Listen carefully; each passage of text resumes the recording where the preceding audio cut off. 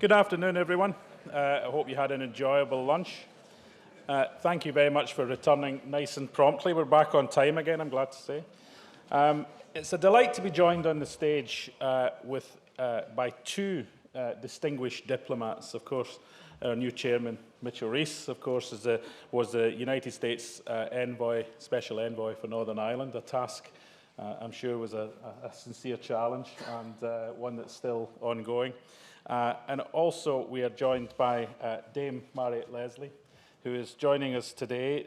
Dame Mariot, of course, began her career at the Foreign Office, I think, in 1977, and was Director General for Defence and Intelligence. And she was also a past UK representative of the UK in NATO. So a very distinguished career, and we're glad to have you with us this afternoon. So it's a great panel. Mitchell, first of all, is going to lead off in a bit of a discussion on some exciting developments with a partnership that ICS is now engaging with RUSI, the Royal United Services Institute, and Mitchell will tell you more all about it. Thank you. So before we go to our panel discussion, I just want to share with you some very exciting news for the International Churchill Society. Due to the vision and energy and determination of Lawrence Geller, ICS is now forged an unprecedented partnership with the Royal United Services Institute, RUSI, based or headquartered at 61 Whitehall, right across from number 10 Downing Street and only minutes away from Parliament. This provides ICS with a headquarters and base in London for the very first time. But more than that, it allows us to cooperate and coordinate and collaborate with perhaps the premier think tank on defense and national security issues, not just in the UK, but in all of Europe, perhaps in all the world. It was founded in 1831 by the Duke of Wellington, and the second floor will be named the ICS Winston Churchill floor for, hopefully, perpetuity. So, again, we all owe Lawrence a great debt of gratitude. There are remarkable opportunities ahead of us for education, for special events, for conferences, for fundraising, and for perpetuating the legacy of Winston Churchill in a really beautiful, a very handsome location. So I just wanted to preface that because this afternoon we are privileged to have one of the UK's most distinguished diplomats. You already heard some of her background. She was also the UK's permanent representative to NATO, ambassador to Norway. She just told me a few minutes ago that she was in charge of counterterrorism for the UK. And not least, she is an advisory board member of RUSI. So we're happy to begin this collaboration today with Dame Mariot Leslie. Please join me in welcoming her again.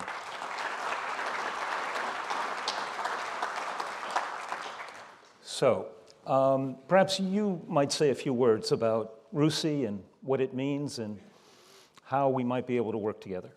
Well, with great pleasure. And let me just start, if this isn't too presumptuous of me, because this is my hometown, by saying welcome to Scotland. You know, it's lovely seeing all of you here. I've known RUSI for decades now, and I have to say you have chosen very well. It has got a very long history of the sort that Mitchell was describing.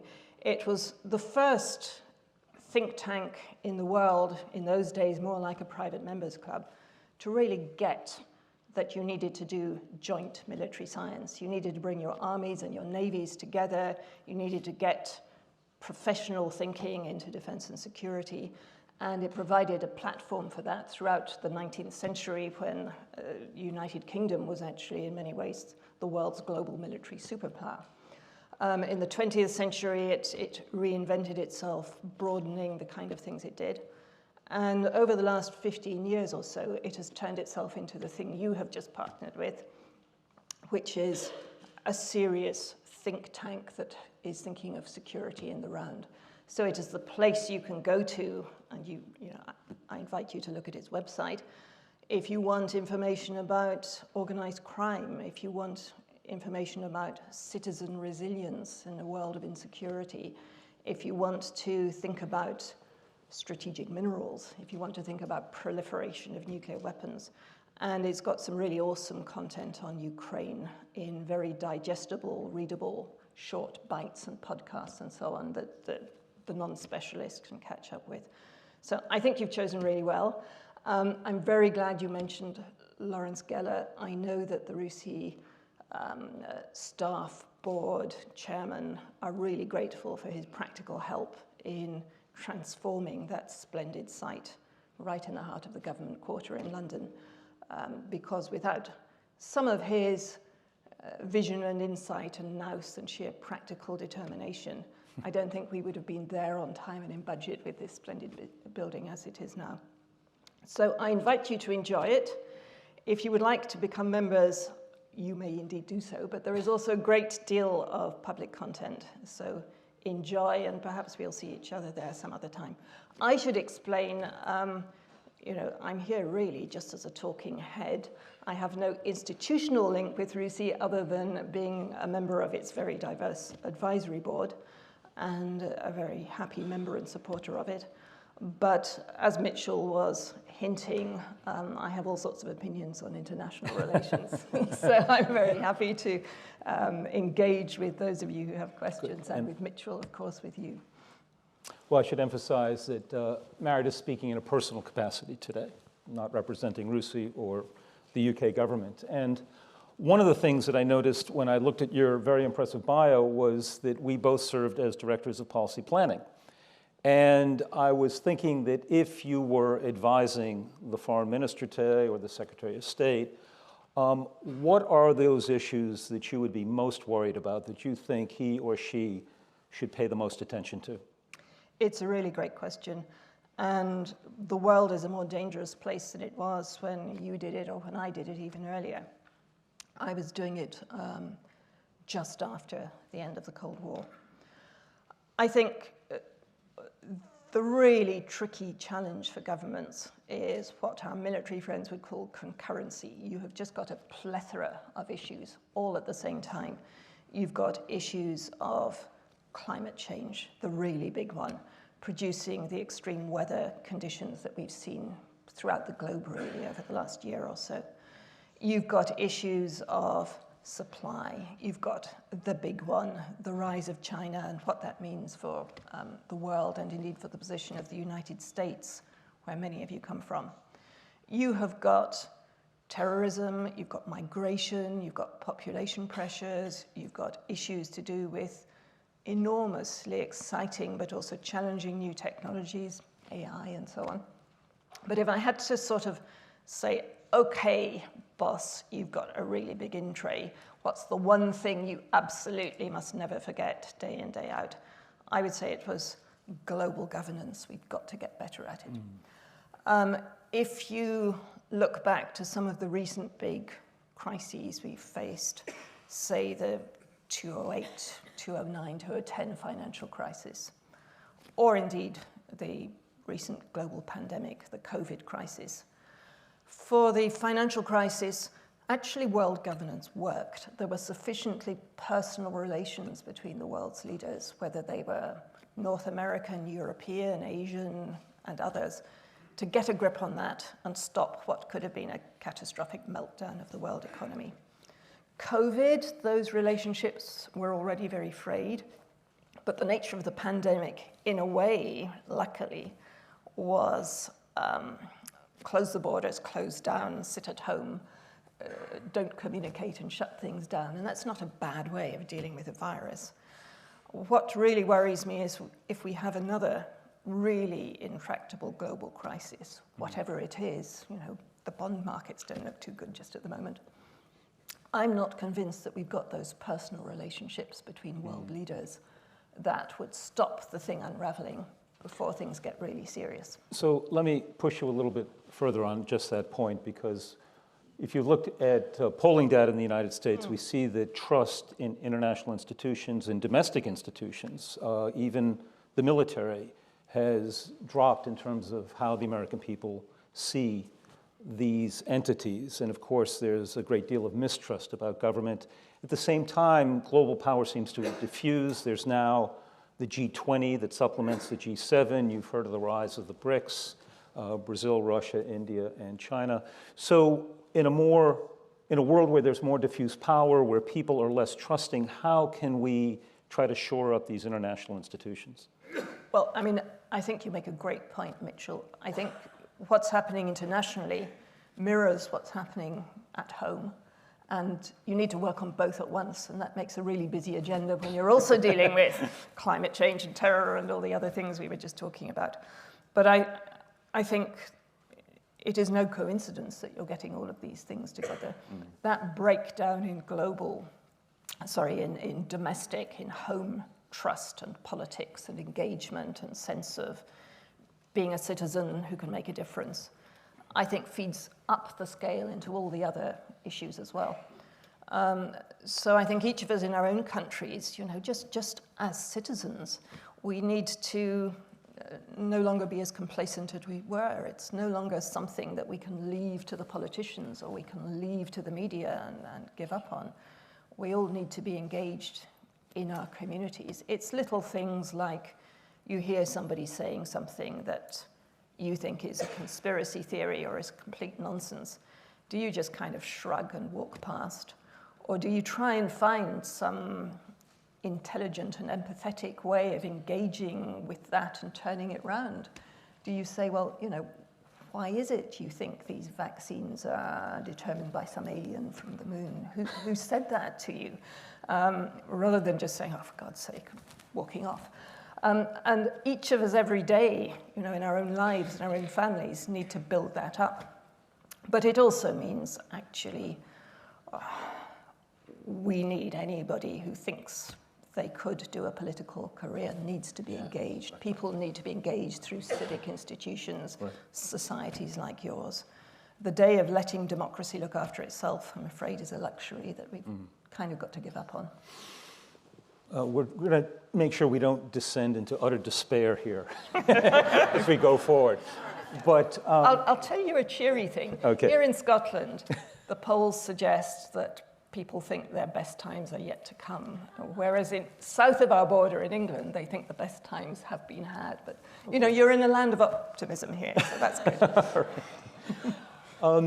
We look at the world, and unlike the Cold War, where the Soviet Union was not integrated into the international economy the way China is, it's hard to see a way forward for global stability or trying to solve some of these transnational problems, like climate change, for one, unless the United States and China can have at least a decent working relationship, regardless of Taiwan, regardless of human rights. How would you advise leaders to think about this challenge that we're getting from China, and can we sort of ring fence some of the areas where we can work together from those where we're just going to disagree? Sure. I mean, you're right. It is the global question. And I'm trying to think quite how to frame this in a way that won't be immediately misunderstood, particularly by American friends here. China is a massive security threat to all of us in the Western world. It through its cyber, through its commercial competition, through the manner in which quietly over years it has built up its leading position in some of the key world minerals, and I mean, there is absolutely no doubt in my mind that this is a massive challenge. But where I think Europeans as a whole, perhaps part company with Americans, is we think this is inconvenient, unfortunate, a challenge, we need to deal with it, but we don't think it's illegitimate. We don't think it's somehow contrary to the natural order of things that a great nation like China should retrieve a position of economic, social, and intellectual leadership that it had through many of the centuries of human life on this planet. So the question is not how do we thwart China's rise and how do we prevent it from increasing its position. The question is how do we prevent that becoming a political and security question. How do we engage it, which will have to involve, to some extent, engaging it on its terms and in ways that it regards as acceptable? How do we engage it in joint endeavors? And if you start with a position of, these guys are unfair, you're not going to get there. If you start with a position of, these guys are entitled to their positions, so what are we going to do together and where are the points of contact, I think you will make better progress. Where are they? Well, actually, China is part of the solution to some of the climate change issues. It has to be. It is moving ahead very, very rapidly on, it's still a massive emitter of carbon, but it's moving very rapidly on decarbonizing its own economy. It is forging ahead in ways that cause competitive challenges for all of us on things like electric car technology, on battery technology. It's got a stranglehold on microchips, as we know. How do you engage with that without making it worthwhile for China as well? And I think there's a certain sort of posture sometimes in North American mindsets that produces its mirror image in China and a standoff. You reminded me of a story, actually an anecdote from when I was in the State Department. A colleague of mine, Bob Zellick, gave a famous speech where he called upon the Chinese to become responsible stakeholders. And there were a few things that were interesting about that term. First of all, it didn't translate easily into Chinese. So the Chinese were a little confused about exactly what Bob meant. And then when we would explain it to them, they'd say, but you want us to be stakeholders in an international system that we did not help construct, okay? Is it, whether it was WHO, the UN, whatever, they were not present at the creation. And therefore, they believe that they should create new institutions, which they've been doing, that are more beneficial for how they want to order the world. So again, objectively, that makes total sense. That doesn't have a huge constituency in the United States right now. You bet.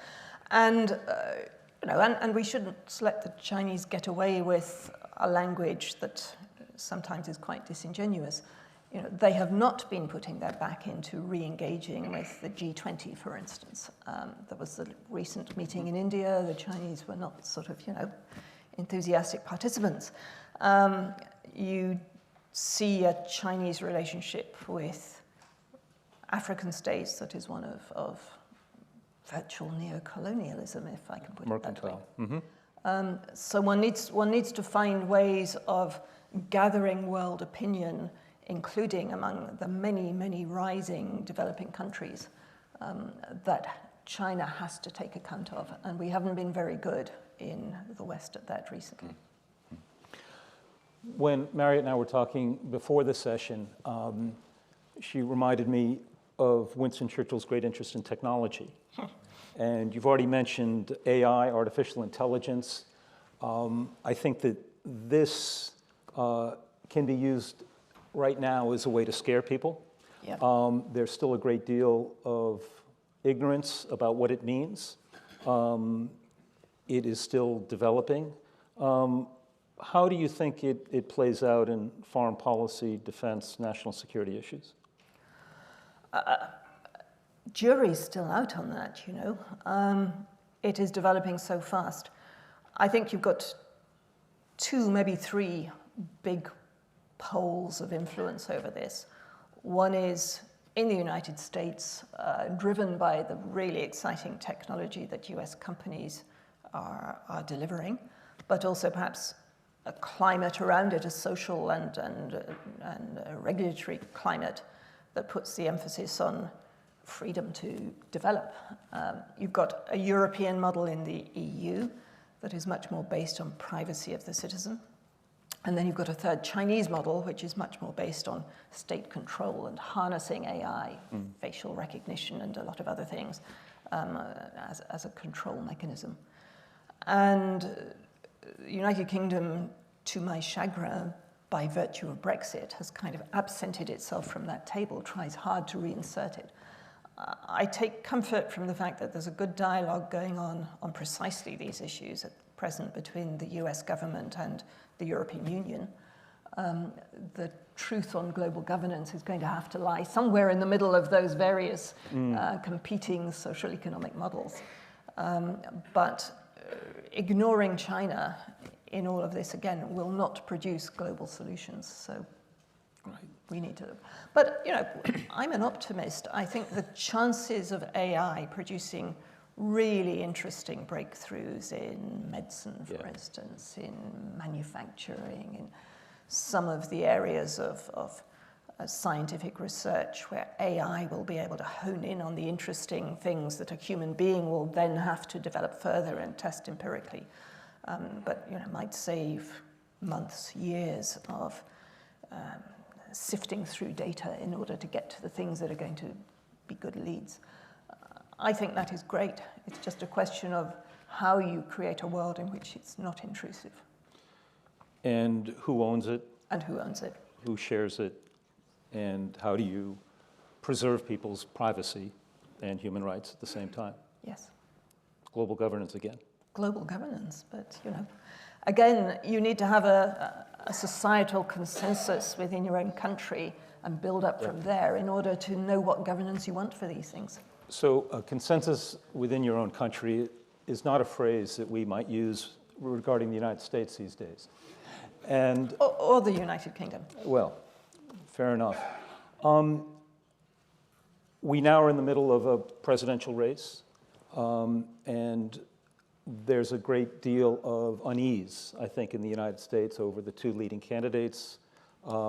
Roughly half the American people, according to some polls, do not want either lead candidate to run anymore. But this also introduces an element of uncertainty for all of America's friends and allies around the world. And I'm wondering, how are people over here looking at the United States, thinking about the next president and what that might mean, not just for the UK, but also for European security, and perhaps especially for the war in Ukraine, because we have seen recently some voices that actually are present on both sides, both parties, thinking that the US should not be funding Ukraine to the extent that it has, or at all. And so this really puts things in a cocked hat, I think, for a lot of folks that look to the United States as a reliable ally. I mean, we're living in a world, and have been, I have to say, for a few years now, in which the United States, which used to be the great normative power, has become the great disruptive power. And that's kind of tricky for your allies, if I can put it that way. I'm not going to pronounce on US politics.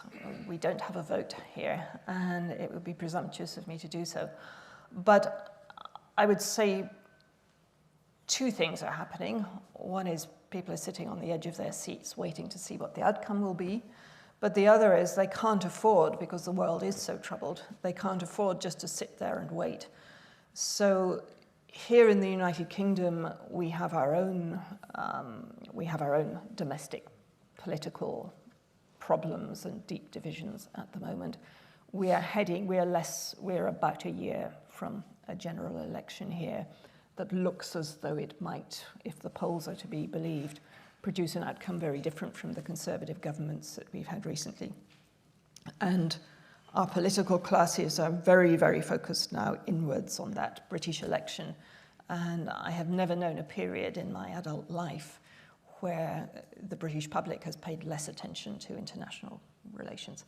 So that for the UK, though people who are thinking about it obviously are thinking about it, but they're a small minority. In the EU, though, what is happening in the United States is driving something that North Americans may or may not like. It is driving a recognition that they need to do more of what Europeans call strategic autonomy.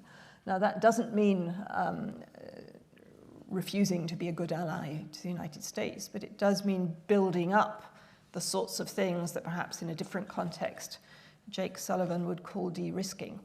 So making sure that they have supply chains for industrial products that are really strategic, supply chains for minerals and so on that are there, improving, and the Ukraine war was a catalyst for this, improving stockpiling and moving away from just-in-time engineering, looking more at how you do your own European defence industry and what types of things you will no longer depend on US supply for.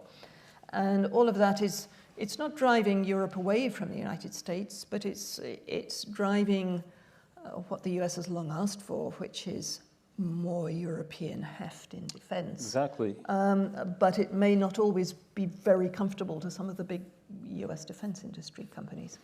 Well, I'm thinking it was Senator Mike Mansfield starting in the 1960s who called on the Europeans to lift a little bit more. And the NATO countries have pledged a 2% goal that very few have actually met. So I don't think the United States would be opposed to Europeans doing more.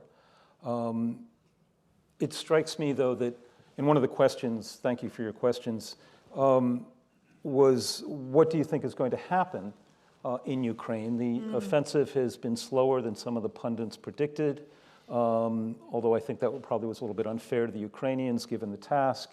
But this is a war now that has gone on for a year and a half, looks to go on quite a bit longer. And what would that mean in terms of transatlantic relations?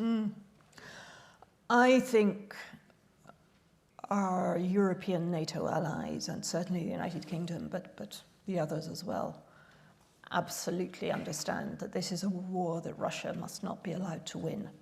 That it is a war that if Russia wins, has very stark security implications for the defense of our own territory and our own allies, for the Baltic nations, for Poland, for countries, along the Black Sea coast, but also for the relationship between President Putin and the people around him and their impact on our politics, because they have interfered with our politics.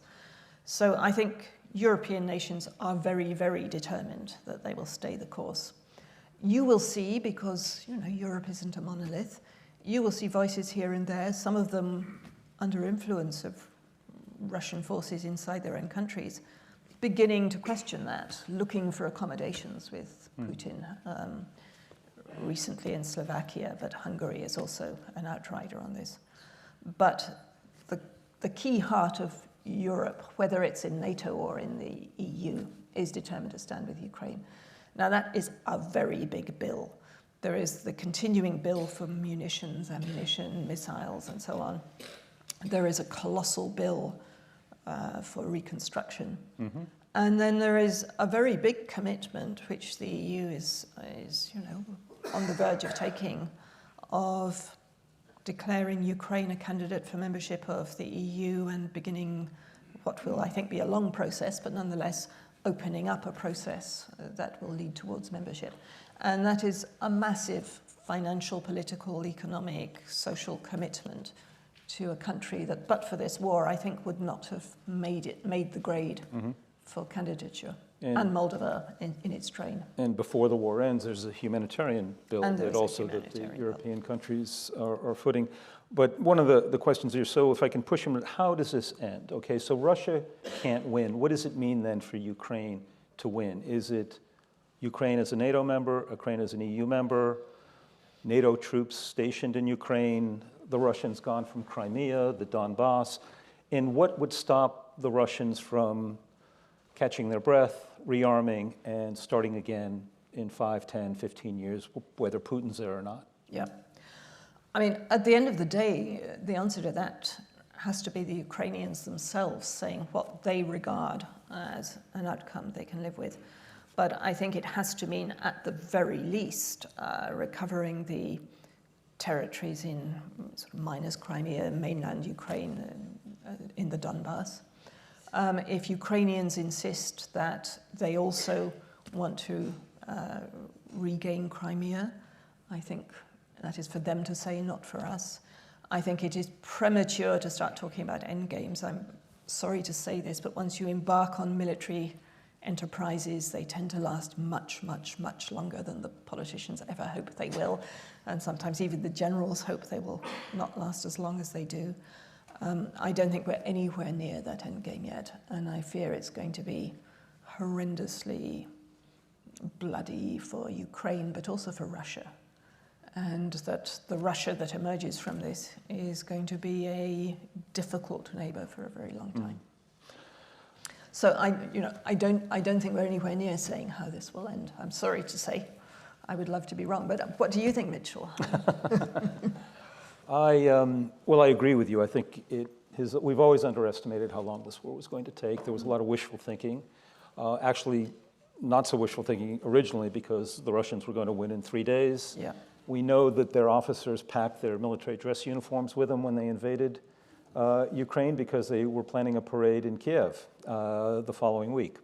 Now, you just think about if social media had existed during World War II, what would people be saying? This is what, year and a half in, so we're, at the end of 1940 here? Okay, the United States still hasn't entered the war.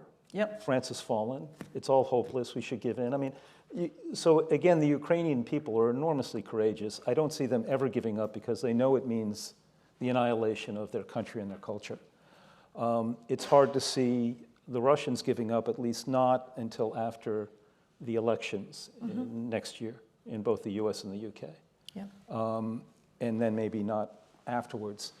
The problem that I have is, how can you create a secure enough Ukraine that it will attract the foreign investment that it's going to need to build that reconstruction? Because it's going to be in the hundreds of billions of dollars. Sure. And that has to be a very different security environment than we have now, in order to give people the confidence that it's not just going to be money that's going to be wasted. So, yeah, I think it's going to be a topic, unfortunately, for quite a while. And part of the question originally that I posed when this war started was, are we going to have the stamina? This is sort of like a long-distance race here.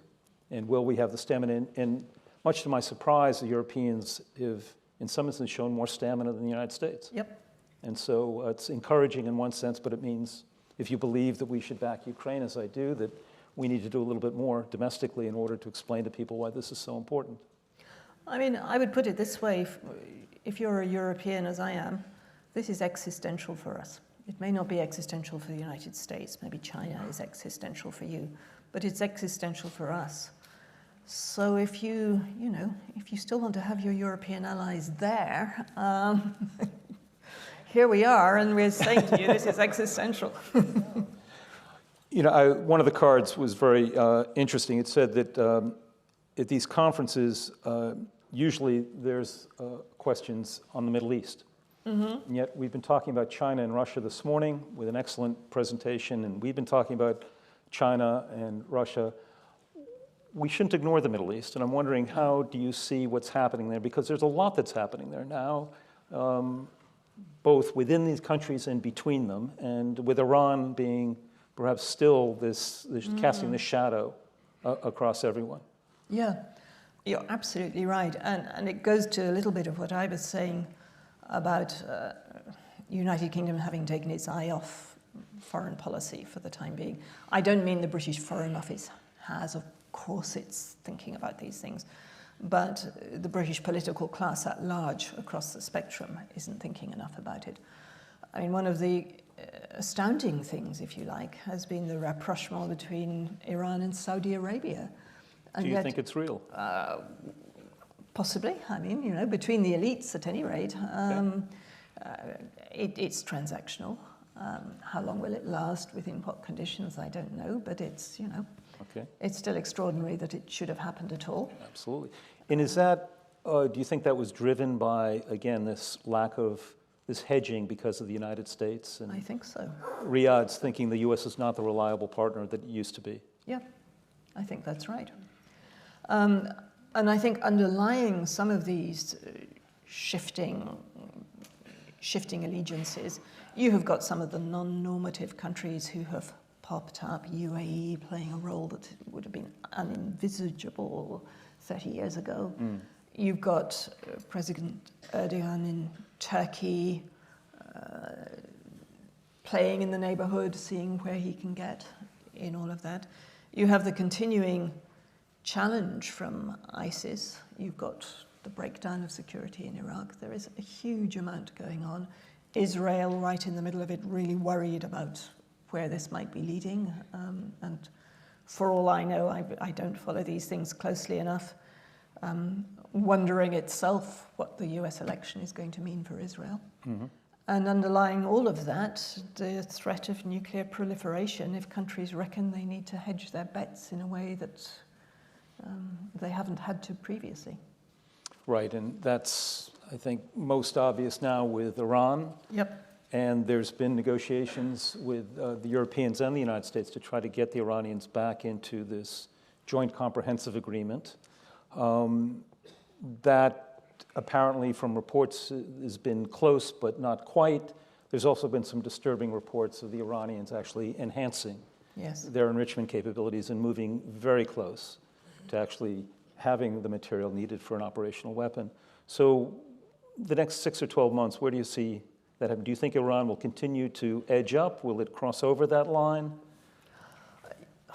I mean, you'll know this, Mitchell. There are really two constraints on whether you can, three constraints, if you like, on whether you can build a nuclear bomb. One is politics. Do you want to? Is it worth it? Do you have support? If you're a dictator, supporting your home country doesn't matter very much, but it's you know, is it going to work for you in your neighborhood? So politics. Then there is the technology. I'm afraid with computer-assisted technology, with the state of science as it is now, and with the relative laxness with which we've allowed people from all over the world into our various universities over the last few decades, that is much, much less of a barrier than it used to be. Both the machine engineering and the underlying science are pretty available if you really want them.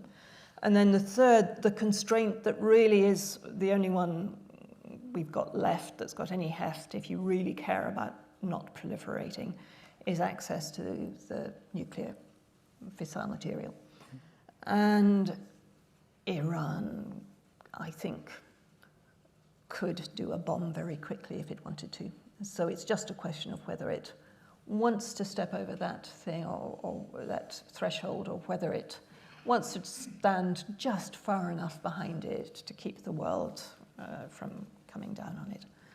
And that, I'm sorry to say, is true of a lot of other threshold states at the moment as well. Mm-hmm. It's a very, very dangerous world, while the things we've already been talking about, the governance and the economy and so on, are all in a bit of a mess. Well, Mariot, these were all the easy questions. Now the hard one. I've got no solutions, you know. Immigration. Yeah. Hugely important in both the United States and the UK. Some of the disruption in the Middle East spills over in terms of immigration.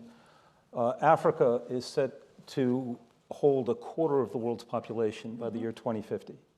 And at least some of those people are going to want to come to Europe and elsewhere. What can, not just the UK, but what can the United States, these countries that are magnets for people, many of whom are desperate, many of whom are harboring serious fears of persecution, some who are just want a better life for their family, okay? How can the West come up with some type of humane solution for this? I mean, it's a colossal political challenge, as you know. If we were sitting in Italy today, you would hear people vehemently talking about it. Just over the last day or two, actually, there has been a meeting of what is now called the European Political Community in Madrid, at which the British Prime Minister Rishi Sunak slightly hijacked the Spanish host's intentions by running a side meeting with the Italian Prime Minister Giorgia Meloni, looking at ways of getting agreement on cooperation to cut back the smuggling links.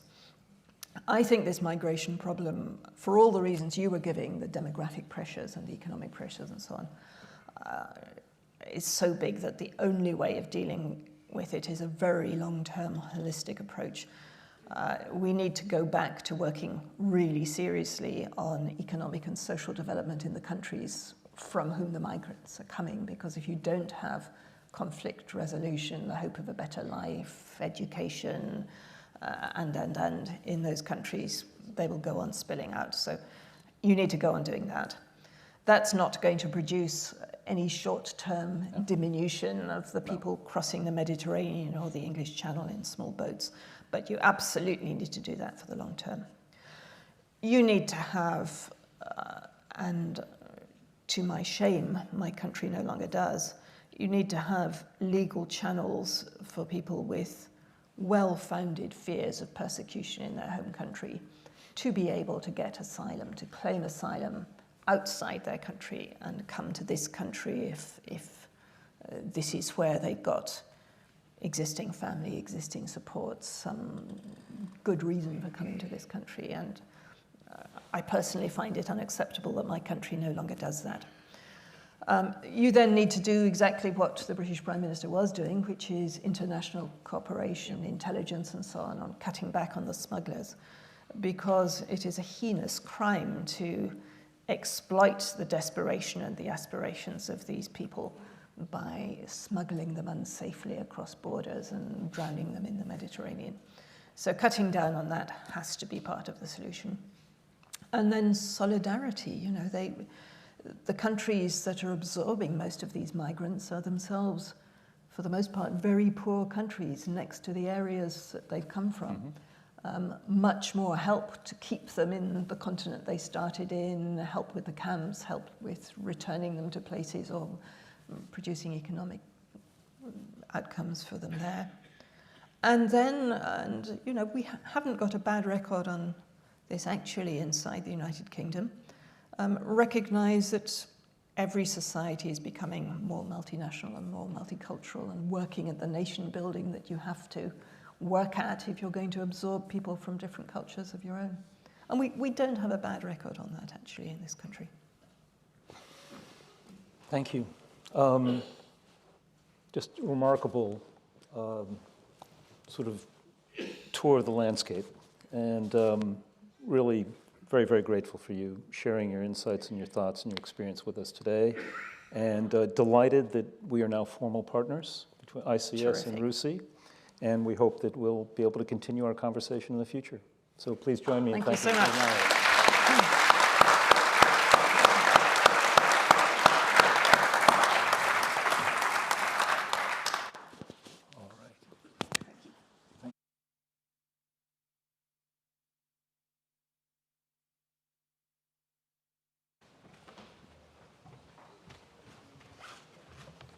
Thank you both very, very much. That was truly insightful and forward-looking, and it's exactly what solidifies the partnership between ICS and RUSI. I think going forward, it gives us that relevance, that forward-looking approach to apply Churchillian values to the global geopolitical situations that exist today.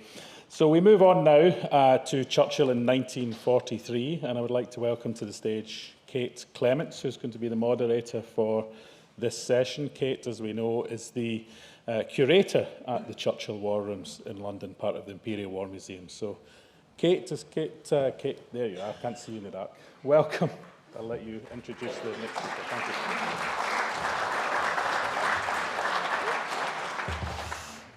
Hi, good afternoon, everyone. It's a real pleasure to be here today, and I'd like to thank the ICS for kindly inviting me to be involved in what's been a wonderful conference so far. Just by way of introduction, I've met some of you before, but by no means everyone. As Scott said, I have the very enjoyable and privileged position of being the curator of the Churchill War Rooms in central London, which is the Imperial War Museum's only underground visitor attraction. For those of you who don't know, I'm sure many of you do, the War Rooms are a warren of offices, meeting rooms and even bedrooms below Westminster, where Churchill and his war cabinet met while London was being attacked from the air. I've worked at IWM since 2006, and I've had the honour of being the War Rooms curator for the past 2 years.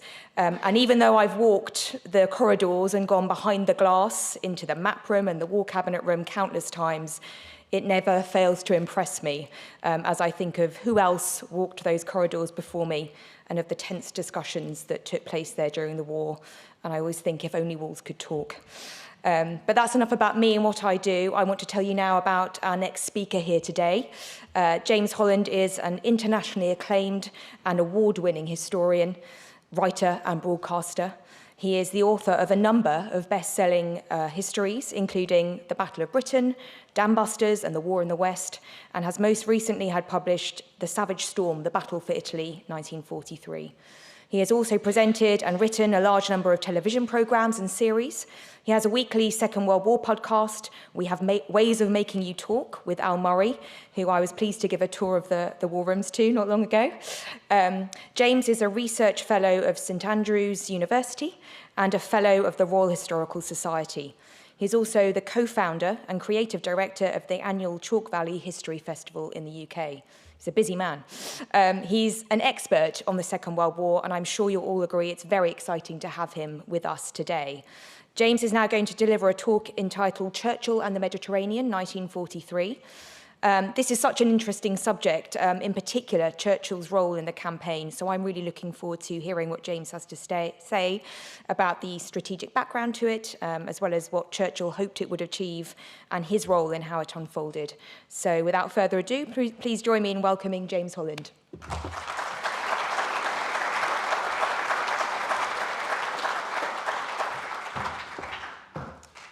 Well, thank you all very much, and thank you, Kate, for that intro. And I can just vouch that the Cabinet War Rooms are absolutely tremendous. And if you haven't been there, I really do urge you to go.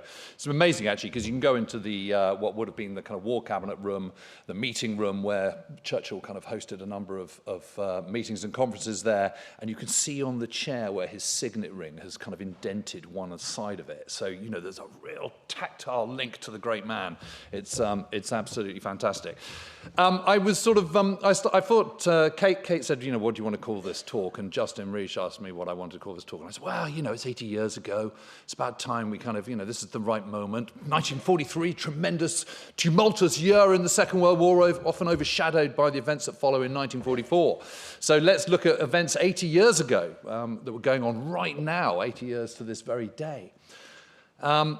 But then I started putting the slides together, and I suddenly thought, well, it's got to be called The Italian Job, hasn't it? I mean, it's an obvious one. So I'm going with two titles, and you can choose whichever one you want to kind of stick in your mind. But first off, let's just have a look at that leg of Italy. I mean, isn't it extraordinary? I mean, that is a lot of mountains there. You can see there's a nice flat bit on the southeast, the heel of the boot, and that's going all the way up, about kind of sort of a third of the way up. Around the area of Foggia. Then there's the big Po Valley right at the top between the Alps and the Apennines. But otherwise, it's kind of pretty much mountains all the way, with a few exceptions. And a narrow leg like that, you know, it's easy to outflank if you've got lots of assault craft. But if you've got to work your way up through the mountains, it's a slightly more problematic. And actually, I'm going to start very briefly, and apologies to Bill, who came to see me talking in Warwick earlier on this week. And this is just a tiny recap, Bill, but I'm not going to go the whole talk that I gave a few days ago. But I am going to start in Ortona, which became known as the Stalingrad of the Adriatic, fought over the course of much of December 1943. It's a tiny little coastal port, rather forgotten about now. No one really knows much about the hugely tumultuous and incredibly brutal battle that took place there during that last month of 1943. But here, on holding the prayer book, overseeing a burial, is Major Roy Durnford, who was actually born in Devon in southwest England, but later emigrated to the United States. And he was the Padre of the Seaforth Highlanders, an infantry battalion, the 1st Canadian Infantry Division, that was responsible for attacking Ortona, and was finally, after well over 2 weeks actually, was now in the town of Ortona by Christmas Day 1943. And what a miserable Christmas day that was. The rain was beating down outside. To the sort of 2.5 miles to the south, the whole landscape was completely torn up.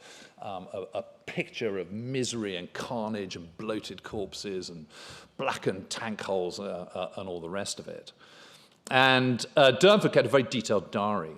And his entry for the 25th of December 1943 was Jerry shells coming over, the deathly chatter of machine guns, the tumbling of broken buildings, the roar of guns. Very piffy, but I think, very evocative. And actually, Durnford was rotating. He was holding forth in a church on the south side of the town, which was still sort of had its roof intact, and he was rotating the 4 companies of the Seaforth Highlanders through the church and giving them a bit of succor and some church services. But here we are. This is scenes from the battle. I mean, look at it. It all looks horribly familiar to those of us who've been following the events in Ukraine, doesn't it? You know, sort of carnage, broken buildings, all the rest of it. And this sequence here, this was taken on the afternoon of the 27th of December, which actually was a rare sunny day in Italy in that winter of 1943. It's a sequence of 4. This is the first one coming over the north of the town. As you can see, it's a small place. It's got only like 10,000 people or something like that. But here we are, and this is the first one. You can see all the buildings completely damaged. Here we are coming over the center of the town a bit more, then a bit more. Look at that, every single one just completely trashed. And here we are on the ground just south of the town. This is the area I was talking about just a moment ago. I mean, you can see the tank holes, you can see the pock marks of destruction of the shells. And you have to sort of think to yourself, how has it come to this? How is it that there's so much destruction? How has it come to this kind of sort of brutal, awful battle? I mean, you know, the 8th Army, who are fighting on this side, and of which the 1st Canadian Division are a part, are supposed to be in Pescara by this stage. You know, they should have been there a month ago. You know, Pescara is 15 miles to the north, and it's still a schlep and a half to get across to Rome, let me tell you. But they're supposed to be there, but, you know, Montgomery's attack on the night of the 19th of 20th, the rain comes down, forget that, that's not going to happen. Then they plan to start again on the 23rd of November. Again, torrential downpour, the bridging that had been established over the River Sangro, which is the main river they had to cross, you know, that had gone from 50 yards to 350 yards wide overnight, so you can forget about that. We're not going to be launching an attack then. Then they finally are able to get 2 clear days of weather on the 27th and 28th. Hooray! That means the skies are clear, there's no clouds.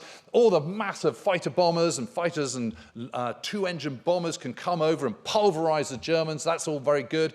The German 65th Infantry Division pretty much destroyed. You know, that's when the Allied system, the huge heavy weight of firepower works. They surge forward, and then it of course starts pouring rain again, and they're back to square one. So how do we get there? How do we get to this miserable situation where clearly they're still kind of 80 miles from Rome in December 1940, but at the end of December 1943, they haven't achieved that big objective, and the Italian campaign just seems to be sucking up ever more resources, and there's now no way out. How has it come to this? What's the background behind it? How did they get there in the first place? What's it all about? So I'm going to go right back to December 1941 and the Arcadia Conference. So, you know, Pearl Harbor has happened, America is in the war, and there is this perception, I think, that, you know, to a lot of people, that the United States emerges into the war fully formed as the arsenal of democracy with, you know, billions of tanks and aircraft and ships and landing craft and all the rest of it. Of course, nothing could be further than truth. They're still very much a work in process, and when war begins in 1939, they are the 19th largest army in the world, sandwiched between Portugal and Uruguay. They've got 74 fighter planes, and okay, they've got a half-decent navy, but that's about it. They've got a lot of catching up to do. And obviously, a lot of that catching up has started between September 1939, you know, the kind of ground zero for the American rearmament starts in kind of sort of May and June 1940 with the kind of shock defeat that's happening in the continent of Europe, in France. And Roosevelt does manage to turn things around. He wins another election, of course, in 1940. And they're able to go kind of, you know, full sails ahead. But it takes time. And, you know, the idea that America is a finished article in December 1941 is, you know, very long way short of reality. What they do decide, though, in December 1941 at the Arcadia Conference in Washington, and there is, of course, the great man himself and the other great man, Roosevelt, holding court. What they decide is that they are going to do a Germany first policy. So the priority for actions in the war is going to be to eradicate Nazism and defeat Nazi Germany and the Axis powers in the West, and then they'll turn to Japan. Now, Britain thinks that what that means is that the absolute priority is going to be Germany first, and that we'll just do a kind of holding operation in the Pacific, make sure the Japanese don't make any further incursions, but let's not kind of take them too much more seriously than that. Whereas for the Americans, it's Germany first and Japan kind of, just slightly second. So already from the word go, there's a kind of sort of slight lost in translation thing going on. They might speak the same language, but they're an ocean apart, et cetera, cultural differences. Differences in world status. America's been incredibly isolationist up until this point and insular since the end of the First World War. Britain has got the world's largest empire that has ever been known. But what happens is the first American troops do go over. It's agreed that Britain is going to be a launch pad for the reinvasion of Europe. And the first American troops arrive in Britain, members of the 34th Red Bulls Division, a sort of Midwest National Guard infantry division, arrive in the third week of January, I think the 24th it is, 1942. And the plan is to sort of build up US troops in America and at some point across the Channel. Now, the original plan outlined at Arcadia is that they're going to do this sometime in the latter half of 1942, at the very latest in 1943. And the British at this point go, yeah, whatever, because obviously they want the Americans to come over and they want to kind of build up as quickly as possible. But secretly, or even not even that secretly, they have absolutely no intention of doing a cross-channel invasion in 1942 because they know perfectly well that this is quite impossible. And this is naivety from the part of the United States. Now, what happens is in May 1942, Molotov, who is the foreign minister for the Soviet Union, comes over to Britain first. And he says, things are very bad over in the Soviet Union.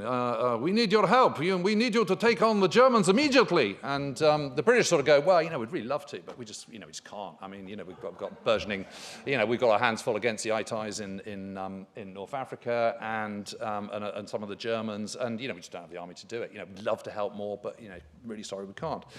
So then Molotov goes over to Roosevelt and says, we're really in a desperate situation. And the reason they're in a desperate situation is because, yes, they've held the counterattack against Moscow in December, but then they've pushed on the attack a little bit further in the early part of the war and had a bloody nose. And they know that once the summer comes, the good campaigning season, that the Germans are going to be on the off again and on the march. And, as it happens, of course, the Germans are preparing Case Blue, which is going to be launched at the end of July 1942. And the Soviet Union is braced for this. And they want as much material aid as they possibly can. And they want as much distraction for the Germans as they possibly can. They want a second front on the Western Front ASAP. And of course, the Americans are all for this. I mean, this is the whole point of the Arcadia Conference and Germany first and all the rest of it. So when Molotov says, we really need your help, Roosevelt says, we are standing side by side with you. And it's going to happen. And then they go and see Marshall, and Marshall says, yeah, absolutely, we're totally committed to cross-channel invasion in 1942. And so what they do is they send over Major General, and then Brigadier General Major General Dwight D. Eisenhower, and of course Mark Clark, Brigadier General Mark Clark. They arrive in Scotland in May the 25th, 1942, and their job is to oversee the build-up of forces, Operation Bolero, which will then lead to Operation Sledgehammer, the cross-channel invasion, which is scheduled at this point for the spring of 1943, unless the situation gets so drastic on the Eastern Front that they need to bring it forward to September 1942. And the follow-up of that is going to be Operation Roundup, so that's what they get doing. But it then becomes blatantly clear that they just don't have enough of everything, because, as I said, they're not quite, they are the arsenal of democracy, but they're not the arsenal of democracy that we have in our mind's eye when we're thinking of, Willow Run with, a zillion B-24s being manufactured and all the rest of it. It hasn't quite come to that at that stage. And it becomes absolutely clear they simply do not have the strength, even with the Brits together, and the Canadians for that matter, to be able to launch a successful cross-channel invasion. And, the worst thing you can do is go over it and get a bloody nose and get sent back again. I mean, that can send you back even further.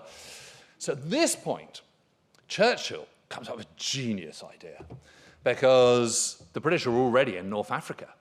And that's not their fault. It wasn't their fault that Mussolini declared war on them on the 10th of June, 1940, and then decided to invade Egypt, where they already had troops. So they counterattacked, smashed two German armies. The Western Desert Fort of 36,000 strong men in Operation Compass, launched in December 1940, smashes two entire Italian armies, 131,000 troops in the bag and all the rest of it, which means, from Hitler's point of view, well, you can't let that happen. You can't have the vulnerable southern flank, so he then sends out Erwin Rommel first with 2 divisions, then 3 divisions, and it grows, and you get the Deutsche Afrika Korps and all the rest of it, and the ding-dong back and forth across the desert. And Churchill wants to sort this out PDQ. There's also a practical reason for having major operations, ground operations in North Africa, because, of course, Britain's lost most of its armies, or most of its equipment in Dunkirk back in May, June 1940, having to rebuild all that and having to build a much larger army, which before the war they weren't intending to do because that's what the French were going to bring to the alliance. Of course, that's all gone pear-shaped. So they're now having to build up their army and build up their armed forces. And so the bulk of their works is kind of, their strategy is what we would call an opportunistic one. Let's sort of probe around, see where the weak spots are, and then exploit those gaps. That's the idea. And it's sort of gone sort of okay-ish until Tobruk falls on June the 21st, 1942, and that's an absolute disaster. But there's a practical reason for building up troops there, because, of course, it's a very good stopping point for troops coming from the Duke forces. And when I mean Duke forces, of course, I mean Dominions, UK, and Empire, and particularly the Dominions and Empire bit. So Australian troops, South African troops, Indian troops, they can all get to the Middle East much easier than they can get all the way around South Africa, rather, and all the way into the Atlantic up to Britain. So there's practical reasons for it. And there's also very good reasons for fighting the Germans as far away from the continent of Europe as they possibly can, because the Germans, let's face it, are continentalist landlubbers and don't really do naval stuff. They have got a navy and they've got U-boats and all the rest of it, but they don't really have a merchant fleet. They don't have any assault craft. They don't have the capacity for mounting amphibious operations. So if you're going to fight the Germans, you might as well fight them where it's least convenient for the Germans to do so. And North Africa is that. And he points all this out to Roosevelt. And Roosevelt says, you've got a point. And Churchill says, look, I've got this great plan. I have a mine plan, he says. Why don't we can reinforce 8th Army, which is coming from the east, from Egypt, and we can land a multinational Anglo-US force in northwest Africa, in Morocco and Algiers, and we can pinch out the Axis forces in Tunisia. And this is going to be great because it's a great opportunity for the American forces to get blooded and learn some much-needed experience. We can fulfill that promise to Molotov that you said of taking on German troops in 1942. It's a big tick in that box, what's not to like. And everyone's a winner, and at the end of it, we've got the North African shores, which means the Suez Canal will be reopened, and that's all very useful. And then once we've done that, we can sort of see where we're at. And Roosevelt goes, you know what, that's a really, really good plan. Let's go for it. Back in the UK, Eisenhower and Clark are kind of a bit nonplussed by this, but the decision is made on the 24th of July, in principle, that they're going to do an operation called Operation Torch. It's going to take place probably in November. It's going to be a two-fisted punch, so there's going to be the major 8th Army battle, which is subsequently going to be known as the Second Battle of Alamein, and then they're going to land and they're going to pinch them in the middle. And you know what? It largely goes okay. It goes pretty much to plan. The main organizer of this, I should hasten to add, is Mark Clark, who's been promoted to a Major General by this point. And 3 different invasion forces coming variously from 1,000 miles away and 3,000 miles away managed to land pretty much in the right place at the right time, and it's pretty successful. And here is the invasion force on its way. Here's a landing craft full of young Americans. I particularly like the guy third back in the middle. I mean, he looks literally about 12. I always kind of wonder how old he is. I mean, can he really be old enough? But Americans were particularly fresh-faced, it has to be said. The problem is that the campaign doesn't go according to plan, not least because the Germans massively reinforced Tunisia. They also then have enough of a punch to sort of counterattack in the early part of 1943. And it just doesn't go according to plan. And Tunisia starts sucking up huge amounts of shipping, Allied shipping. Allied shipping that they haven't prepared for, that they haven't planned. But the trouble is, they're there now, so you've got to kind of reinforce it. You can't back out. That's your fault for not kind of planning ahead of yourself enough. So they're in a bit of a pickle. And the other problem is, of course, is that the weather's really bad. And for those of you who do listen to We Have Ways of Making You Talk, you will know that I am a big proponent of the fact that the winters in 1940s were particularly bad. And they were. It's just a fact of life. And bad winters does not support the Allied way of war, which is to use material might, steel, not flesh, mechanization, tanks, heavy bombers, lighter bombers, fighter planes, mechanization to do a lot of the hard yards for you so that you don't have to have this incredibly infantry-heavy armies of hundreds of infantry divisions. Your mechanization, your steel, rather than flesh, is doing most of the hard work. The trouble is, it kind of needs decent weather. Because if you've got 10 dense clouds, the air forces can't see what they've got down below, and the ground gets churned up by this weight of mechanization. So what happens in January 1943 is there's a big conference at Casablanca, and again, the chiefs of staff and Roosevelt and the great man himself hold forth, and they decide a number of things. And one of the things they decide is that they've absolutely got to prioritize the Battle of the Atlantic and destroy the U-boats.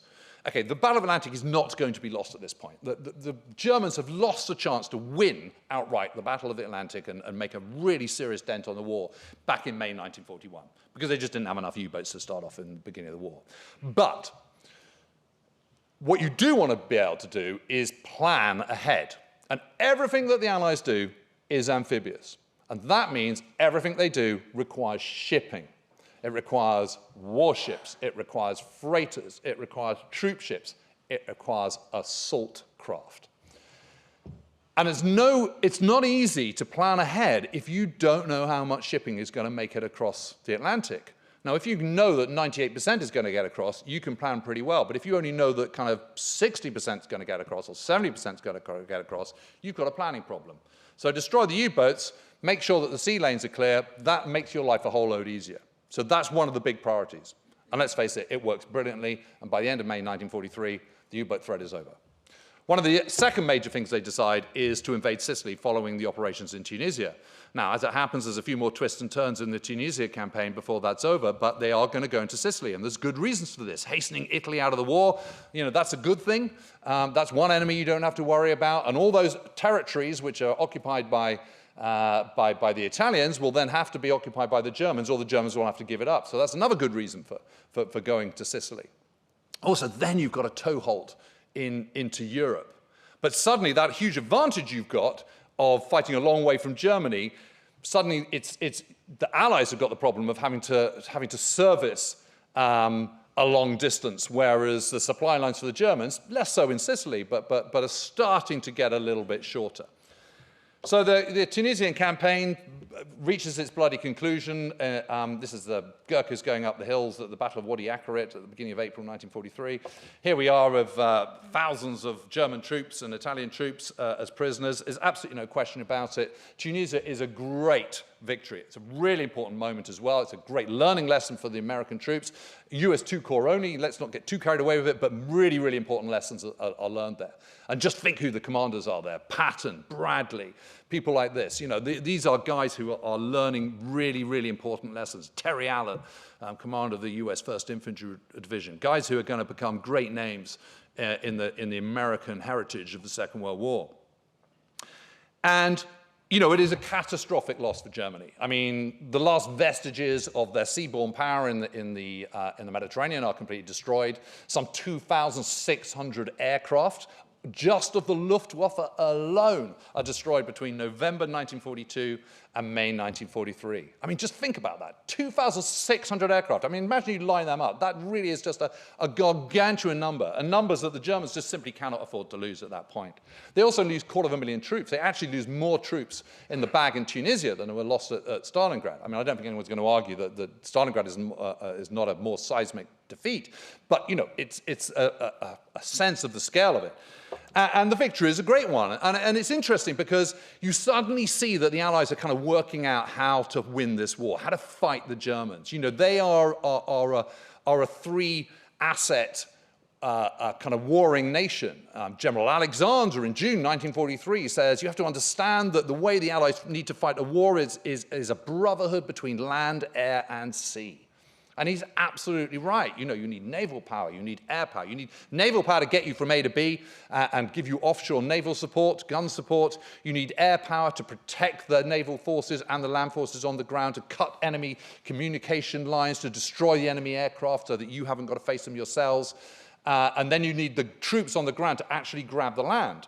Now, what's happening is while Tunisia is going on, is the Trident Conference in Washington. Now, interestingly, I think this is one of the most important conferences held during the entire Second World War. It's probably one of the least well-known, I would say, but it is one of the most important ones. This is Churchill and his war cabinet and his chiefs of staff heading over on the ship over to the Atlantic, and their plan is to kind of further the cause of the Mediterranean.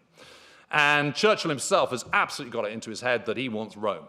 and he's going to get there, come what may, and he wants to further the Mediterranean policy. This is very much the opportunistic strategic approach. He knows the Americans are all out for this cross-channel invasion.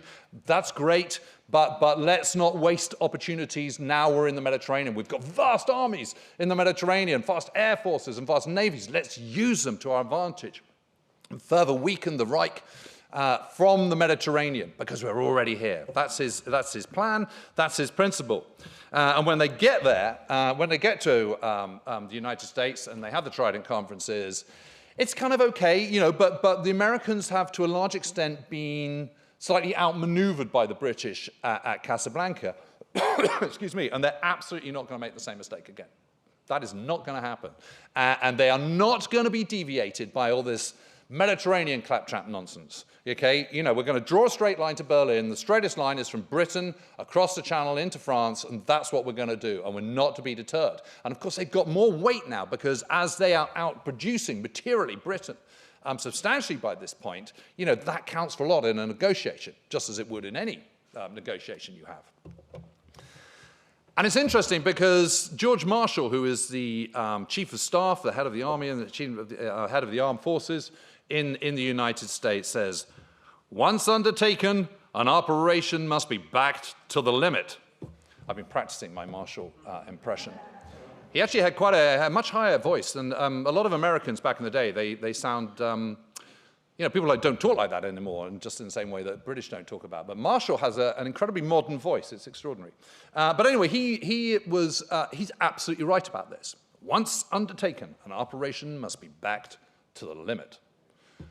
He's talking about Operation Overlord, of course. He's not talking about operations in the Mediterranean. But, he doesn't specify that, and that mantra holds true, I would argue, for the Mediterranean and any operation once undertaken, not just Operation Overlord. And, of course, what the Americans want in the Trident Conference is absolute #1 priority backing for Overlord, as it is going to be called. And this, of course, is the cross-channel invasion, which is set at Trident for the 1st of May, 1944. Not the 6th of June, not even the 5th of June, 1944, but the 1st of May, 1944. And nothing is going to deviate them. So yes, okay, we can do stuff in the Mediterranean, but not if it's going to kind of affect what's happening to Overlord. And I think from this point onwards, you can see Overlord, the tyranny of Overlord, dictating what happens in the Mediterranean. Now, the arguments have been made very persuasively by Professor Sir Michael Howard, one of the greatest thinkers on the Second World War and a grand strategist himself and writers of the official histories and a truly great man. But his point was that the Americans and the British fundamentally have different approaches to strategy, that the British have this kind of opportunistic approach, let's exploit the weak spots, whereas the Americans go from a different view, which is draw a straight line to Berlin and let's go for the shortest route. Yes and no, because inevitably, even if you do have your end goal, you have your straight line, you've still got to work out how you're going to get along that straight line, and the line is never in reality straight. And also, the Americans are extremely guilty themselves of shifting the goalposts of their own strategy. So it's absolutely clear at Trident that the Americans have absolutely no intention of the war in the Pacific being a second theater. I mean, it is a second theater, but they want to accelerate operations there. And what's that going to require? Vast amounts of shipping. And that's where you start getting to the whole nub of the whole thing. And the other thing that's agreed in principle at Trident and then is rubber stamped at the beginning of June is Operation Point Blank, which is an American-led strategy, entirely the right strategy, I hasten to add, which is to prioritize strategic bombing against the German Air Force, the Luftwaffe, to try and destroy the German Air Force. Why? Again, we're back to Overlord. Because you need to be able to have a vast swathe of northwest Europe with Allied air superiority over it before you can even consider launching a cross-channel invasion. Why? Because the moment you land troops in Normandy, the cat is out of the bag. And when the cat's out of the bag, that means the Germans are in a better place, in theory, being already on the continent, to reinforce that bridgehead. So how do you slow them down from reinforcing that bridgehead? Well, what you do is you destroy bridges and marshalling yards and roads and locomotives. And how do you do that? Well, you do that by bombing at very low level with medium bombers and fighter bombers who can get in low at kind of, a few hundred feet, a thousand feet, rather than heavy bombers operating at 22,000 feet plus or whatever. And the only way you can do that successfully is if you haven't got Messerschmitts and Fokker-Wulfs hovering above you to shoot you down. Because when you're at low level, you're very, very vulnerable. And the only way you can achieve all that is by destroying those Fokker-Wulfs and those Messerschmitts. And the only way you can do that is by hammering the aircraft factories and also engaging the Luftwaffe in the air. The problem is that the aircraft factories are deep in the Reich. They're not in the Ruhr, where the industrial heartland is, which is easy to get to. And there aren't any aircraft which are capable of escorting those heavy bombers deep into Austria and the Southern Reich in the summer of 1943. But that still remains a priority, and that is what Point Blank is doing. So I'm afraid the whole Mediterranean strategy and what is going on here and what happens in Italy is all down to two things. Air power, no, three things. The tyranny of overlord and shipping. And once you understand that, the whole thing starts to kind of reveal itself with amazing clarity. Troops go into Sicily on the 10th of July, 1943, as planned at Casablanca. It's a great success. Here they are in Palermo. Here's a tank crossing the Catania Plain. 25th of July, Mussolini is finally thrown out. That's the end of fascism since 1922. It's the end of it in Italy. That's a very good sign, a massive nail in the coffin for the Italian war machine. Italians have actually fought pretty well in the last stages of the Tunisia campaign, but they absolutely crumble completely away in Sicily. It's absolutely clear that they're just finished, that they're absolutely broken, and they're ripe for the plucking. The Germans know it, and the Allies know it, and it's just a matter of when. The man who comes in and takes his place is the enormously charismatic Marshal Badoglio, as you can see in the first flush of youth. Just the man you want to kind of lead you forward, full of hope and vigor and all the rest of it. He's one of the saddest-looking individuals you've ever come across. He's not a particularly nice man, and he's absolutely useless. But I could be a bit more nuanced about him, I have to admit, but sadly, time doesn't permit. In fact, I'm already running out of time here. So there we are, and this is the northeast tip of Sicily. Allies closing in. They've taken Sicily in 38 days, which, if any of you have ever been to Sicily, you will understand is an incredibly good effort. And the Americans, particularly 7th Army, under the command of Lieutenant General George Patton, have done spectacularly well. Operationally, tactically, they've really, really absorbed the lessons of war very, very quickly. All this augurs fantastically well for future operations, wherever they may be, including Operation Overlord, of course. And here are American troops in Messina, managed to get there famously just a little bit before 8th Army. And here is the view of the Straits of Messina, taken in August 1943. Sicily is in Allied hands by the 17th of August that year. And here is pretty much the same view, just taken earlier this year. And there you are. There's the Straits of Scylla and Charybdis of Homeric fame, etc., etc. And what has been going on over the summer is mounting thoughts and ideas about Italy. And Churchill, of course, had made his plans very, very clear for his hopes for Italy at the Trident Conference, and then takes Marshall to North Africa. And Churchill's a very, very persuasive man. And if you don't want to do something, do not, under any circumstances, find yourself alone in a room with Winston. And Marshall makes that fatal mistake. And of course, he's doing his level best to resist the charms of the British Prime Minister, but starts to kind of think, well, you know, maybe actually there is good reasons for going into Italy. So they give Eisenhower, who by this time is the Supreme Allied Commander in the Mediterranean, instructions to go and sort of probe around and kind of think, what could we do following Sicily? We've got all these forces here in the Mediterranean. Don't want to distract from Overlord. And what is absolutely going to happen is 3 bomb groups are going to go back to Britain and 7 divisions by the 1st of November, 1943. Take no truck with any argument whatsoever. That's going to happen. But if you can do with the limited amount of shipping available and all the rest of it, because there are other calls on that shipping now, then go into Italy. And so Eisenhower sort of thinks, well, I haven't got very much stuff, so maybe we can sort of probe into the boot of Italy. Maybe we can go to Sardinia or Corsica or something like that. Let's see what happens. But Marshall starts to kind of think, maybe there's another reason for going into Italy. Meanwhile, Churchill is chirping in his ear, sort of saying, you know, why should we crawl up that leg of Italy like a harvest bug from the ankle upwards? Rather let us go in at the knee. And of course, you know, Rome is what it's all about for Churchill, who has this terrific grasp of history, as we all know.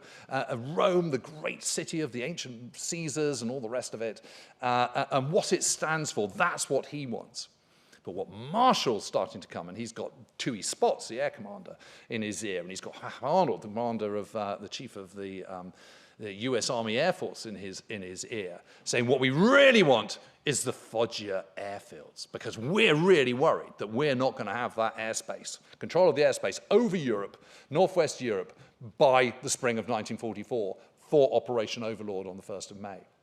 But there is this big area around Foggia, which I pointed out, I think, earlier on, just at the top of that flat bit on the eastern side, a third of the way up, where you could have a lot of airfields full of heavy bombers who can further tighten the noose around Nazi Germany, who can go into Ploesti and hit the only source of real oil that the Allies have got, and that can bomb factories in Austria and Wiener Neustadt and Regensburg.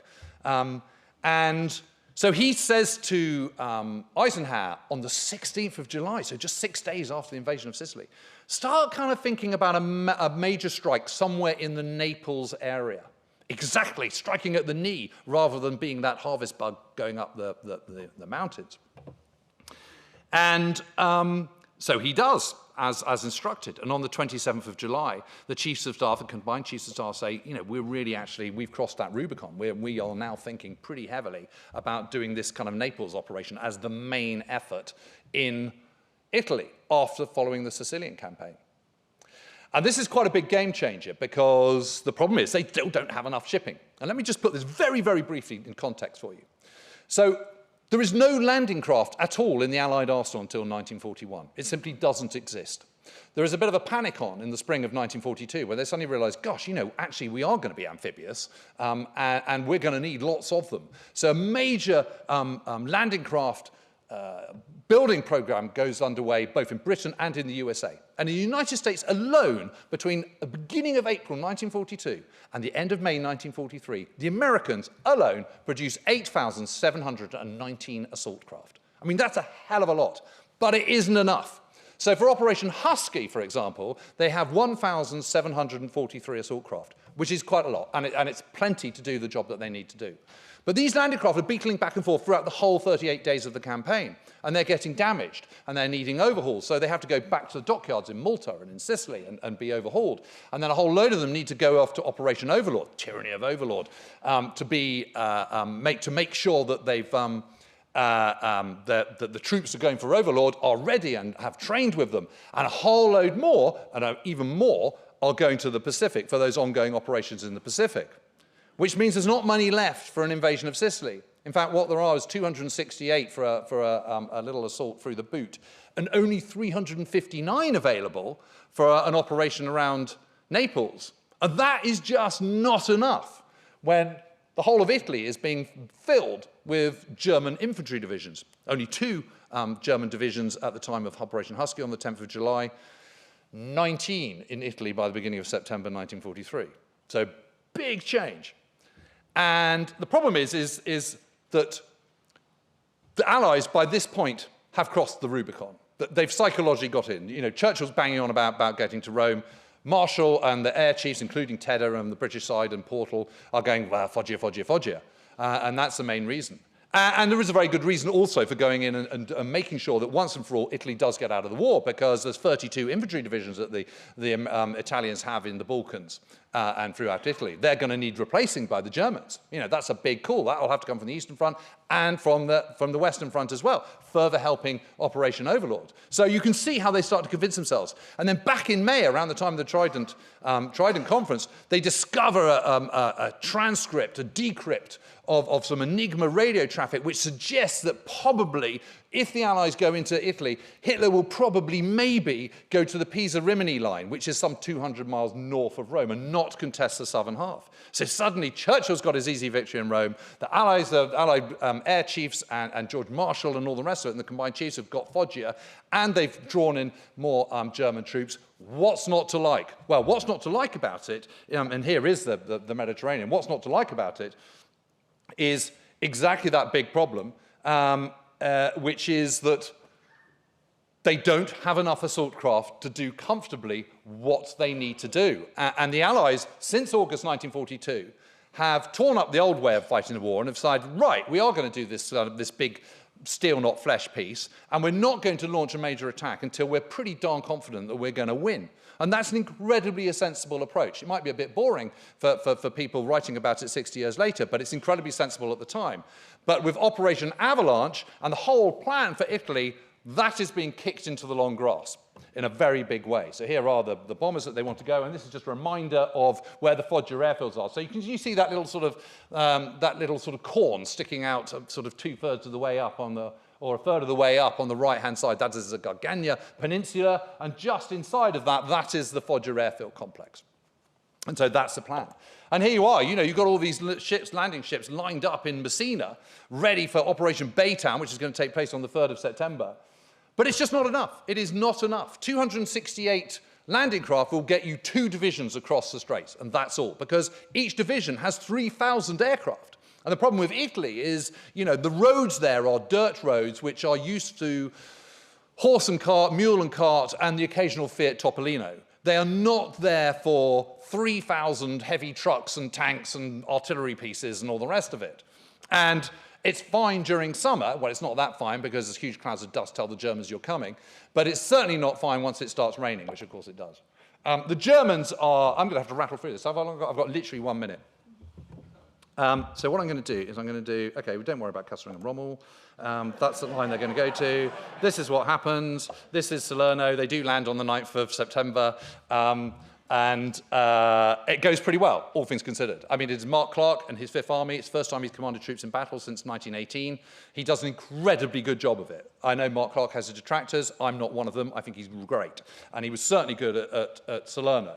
And they did manage to get in, and Kesselring responded. He was the commander-in-chief of the Army Group C, which is German forces in the south. He had 8 divisions under his command, not 19, because Rommel had a whole load up in the north of Italy. And what he does is he throws all his eggs in one basket and tries to throw the Allies out of the sea, and it doesn't work. Here's a Texans landing. Here's the British going inland. Here's one of my great heroes, General, later Field Marshal Alexander, who was the Army Group commander. And once they managed to win at Salerno, and the Germans are then in a massive pickle because they have completely over-egged their one hand, which is to try and kick the Allies back out into the sea at Salerno. The plan was to do that, then turn to 8th Army, which is sort of going very, very slowly through the mountains for obvious reasons, because as the Germans are retreating, they're blowing all the bridges up and mountain passes, etc., etc. And it's very hard passing 6,000 vehicles through that. The plan is to kick the 5th Army out of the sea, then go back to 8th Army, and then secure the rest of the southern part of Italy. But in throwing all his forces towards Salerno, basically all 8 divisions part of the one holding Rome, he's left the southeast completely open. And what that means is the Allies can land forces at Taranto and subsequently Brindisi and Bari, because they don't need assault craft for that. They just need ships. And they've got a few of those. They've got enough of those to land those. And what that means is that on the 27th of September, 1943, the Foggia airfields are taken. They are absolutely secured. And so 3 of the 3 objectives have gone, because Italy is out of the war by now. That was part of the armistice deal, which was signed on the 3rd of September, announced on the 8th of September. Germans have put in best part of 50 divisions into the Mediterranean area. All the Italians have gone, all the Italian air forces have gone as well, and they have got the Foggia airfields. So that's tick, tick, tick, tick, tick. So the only thing they haven't got is Rome, and that's the thing that's really bugging Churchill, and thank you. I don't think I was going to forget him. And at the beginning of October, it started to rain, and rain absolutely hoof it down. And it rains 50% of the days between there and the end of the war. What Alexander says is, look, it's great that we've got all this place. It's great that we've got Foggia, but we really do need a cushion. Because if you're going to start investing in Foggia and bringing over what at that point is going to be 6 bomb groups into the Foggia airfield complex, you need to make sure that the Germans don't take it back. And so to make that absolutely watertight and secure, you're going to need at least to be 50 miles north of Rome. And the chiefs of staff sign off on this, even though on the 1st of November, those other bomb groups go back to England and the 7 divisions, right at the moment where they do not need those divisions to go. And so constantly, again and again, you'll see this as the Italian campaign plays out. The Allies are on the ground are having this terrible job because they're competing with the air forces for supply lines, and they're just getting a little bit ahead of themselves, and suddenly it pours with rain, or suddenly some divisions have to be taken back for Overlord, the tyranny of Overlord again, or suddenly some more landing craft have to go to the Pacific, tyranny of the Pacific. And it is this because Italy, although important to the Allies, is lower down the strategic food chain. And that is the problem with the whole thing. Here is Mark Clark, and he does a pretty good job. Salerno is a great victory for him, and he deserves far more credit for that. They then get across the Volturno, but as I said, by this point it's raining, and it just, it degenerates into kind of horrendous mud. This is the remains of the Grenadier Guards, part of the Guards Brigade, part of British 10th Division, after they've been on Monte Camino for a couple of weeks at the beginning of November, first half of November. I mean, look at them. These are guardsmen. And look how exhausted they look. That guy on the left, his face absolutely hollowed out. The guy in the center with the hat on. I mean, it's absolutely extraordinary. And it is down to the infantry to do a lot of the hard yards. Monte Camino is a 3,000-foot high peak. They're not trained in this. You just have to go and prize the Germans off it. It's an absolute horror show from start to finish. There you go. I mean, but I told you that the Americans were capable of mission creep as well, and they're not quite such a straight line on their strategy. Well, they are, because by the 1st of November, they've created the 15th Air Force, the Strategic Air Force. This is going to be operating from the Foggia Airfield Complex. There's about 13 airfields which have been made. During this time, while the Guards and everyone and the Americans have been slogging their way through the mud, American engineers have been building a 20-mile fuel pipeline from the coast to Foggia, capable of carrying 160,000 gallons of high-octane fuel every single day. I mean, incredible engineering feat, but again, has to come at the price of those who are doing the hard yards on the ground. And on top of that, the Allies changed their mind, and actually, instead of having 6 bomb groups in the Foggia airfields, they're going to have 21. Okay, so that's a huge commitment of resources. And frankly, possibly a waste of time because of scenes like this, which made it very, very difficult. And it wasn't really until March 1944 that Strategic Air Force, 15th Air Force in Italy actually managed to do anything. At the end of November, do you know what, if I'm allowed another 2 minutes, I can probably just finish the whole thing. Is that okay? I don't know who's in charge. Okay. I did start late. I just want to know. Which wasn't my fault. So the Sextant Conference in Cairo at the end of November, it was just kind of double-header conference. So the first one was Sextant, where Roosevelt brought Chiang Kai-shek. He's very keen on supporting the Chinese nationalists, very keen on the Pacific campaign as well, of course. And then went straight over to Tehran for the Tehran conference with Stalin. And Stalin surprised all of them by saying, yes, absolutely, Overlord was his #1 priority, but he really, really wanted a two-fisted approach, and so they dream up Operation Anvil. The problem, of course, is what are you going to do about Italy? Because we're in there now, and we've agreed we've got to get past north of Rome, but it is absolutely, as everyone was worrying back in the summer, sucking up all sorts of resources that really the Allies don't want to be spending. But that's the problem, and I go back to the Marshall quote from the Trident. Once undertaking, the operation must be backed to the limit. And Roosevelt puts his finger on the nub of the issue at the beginning of the Sextant Conference, in the opening comments, and he says, the problem, the challenge is, the logistical problem is whether we can retain Overlord in all its integrity and at the same time keep the Mediterranean ablaze. And that is the nub of the whole thing. And so there's a little bit of compromising going on. The Italian campaign is afforded a few more landing craft and given a bit more support, et cetera, et cetera. But what that means is that campaign is going to go on and on into 1944, into that terrible winter, without the full backing. It's got backing, but it hasn't got full backing. And again, reminder of that Marshall quote, once undertaken, the operation has to be back to the limit. And that is what they are not doing, the combined chiefs of staff and Roosevelt and Churchill, much against Churchill's chagrin, it has to be said. That's what they're not doing. And so the troops are having to fight here on the top of Monte Sammucro. If you go up there now, it's 3,000 feet high. It's absolutely littered with shrapnel. For those of you who know your Ernie Pyle, you will know that this is where Captain Wasco was killed on this peaks here. And of course, Ernie Parr was at the foot of the mule trail on the night they brought Captain Wasco down, etc., etc. That is where they're fighting. Middle of December, the night of the 15th of 16th December, Howling Gaze, middle of the night. It's December. It's 3,000 foot high. They're infantry. Can you imagine anything more awful? And here is the valley. This is the village of San Pietro under fire. Here's an American soldier from the 82nd Airborne Code moving into San Pietro past a blackened hulk of a Sherman tank that has been knocked out a few days earlier. And here they are, American troops on the morning of the 17th. And here's Rosa Fuoco, an Italian civilian. And this is the big problem with the Italian campaign, and it's a big problem with the Allied way of war, this incredibly firepower-heavy approach. This steel, not flesh approach is great and everything, but the problem with a 40 million, when you've got 40 million people living in Italy, they're not living on the top of mountains, they're living in the valleys, and that's where most of the Allies are trying to get through, and so it's just absolute carnage. Whole villages, towns, even cities like Naples, kind of, very bashed around or completely destroyed. And lots of civilian lines absolutely, completely destroyed forever. San Pietro was basically a sleepy little village which had been untroubled for centuries, but in December 1943 is completely destroyed. Rosa Fuoco was trying to get water. They were all parched where they were in the caves at the western end of the village. There she is with her pail. She's been shot dead. What happens is they're still there in the early hours of first light on the morning of the 14th of December. Americans see these figures moving around, assume they're German troops, open fire, and she's killed. And she's still there when they liberate the village on the 17th. And that sort of cobbled area there is where she was found. There's the ruins of the church. This is the village as it is to this day.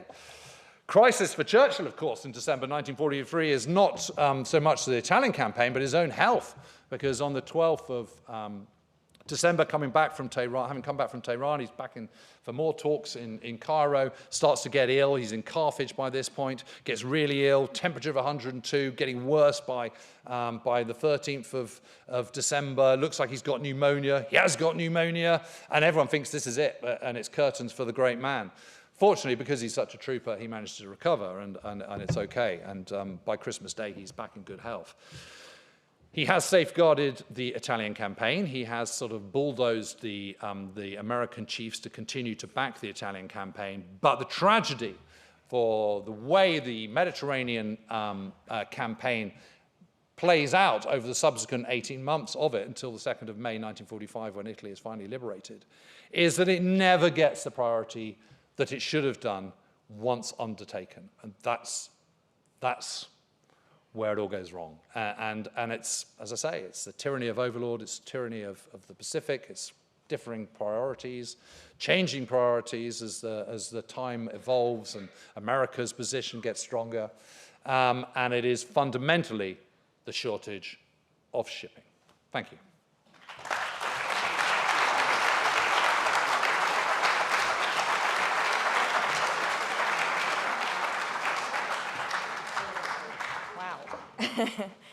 That was incredible. Thank you so much, James.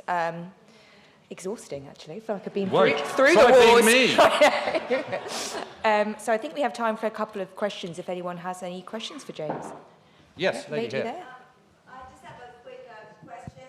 And then Joseph Stalin had a big influence on Roosevelt, and we were giving them tanks and everything that Stalin needed. And so don't you think that Joseph Stalin had Roosevelt's ear versus having Churchill's mouth?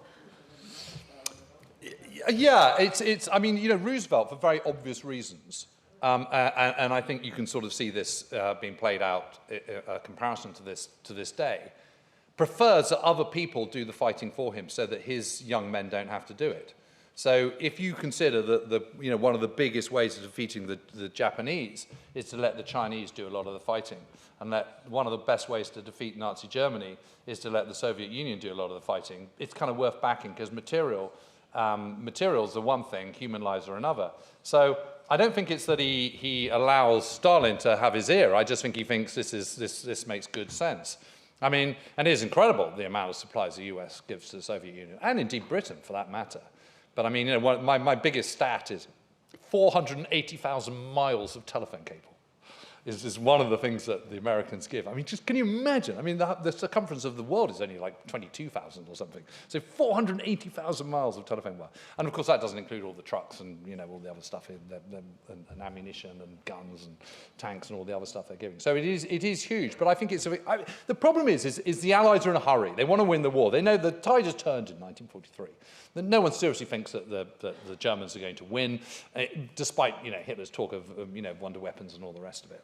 And so there's a hurry to get on with it. And you're always sort of they're always 6 months ahead of where they want to be. You know, in 6 months' time, you'll have this. You know, if you just wait 6 months, you'll have the landing craft you need. If you can just wait another 6 months, you can do X, Y, and Z. But they're in a hurry, and they've got to get on with it. And the truth also is you know, I keep joking about it, but the winters really were bad in the Second World War in Europe, particularly, and that really restricts them in what they can do, and particularly this steel not flesh approach. You know, because the science of navigation and aiming and all that kind of stuff is advancing exponentially, but even so, you know, 10 temps cloud over Europe, it makes life very, very difficult. And you know, it's not like operating over Canada or Florida or something.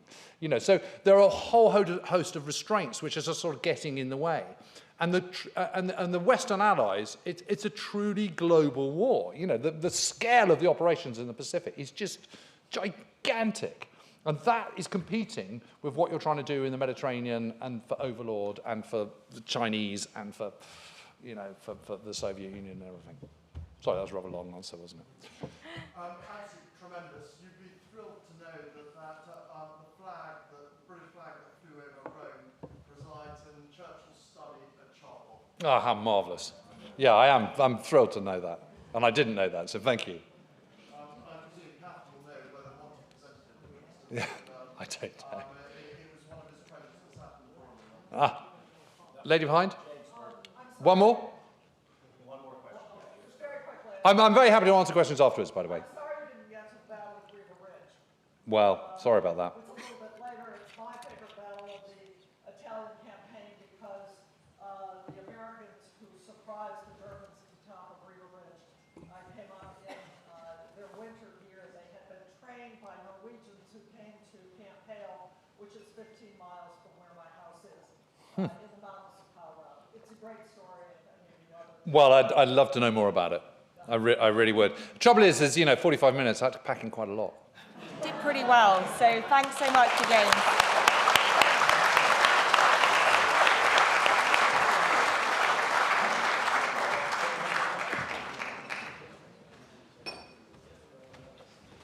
James, that was such energy, so I think we now deserve a well-earned coffee break. If we can reconvene at 20 past? Sorry, 3:15. Justin's cutting it short. 3:15, that would be marvellous. So we're going for a world record at this conference of the most miles travelled by escalator. So we're going back downstairs again. So we'll see you at 3:15.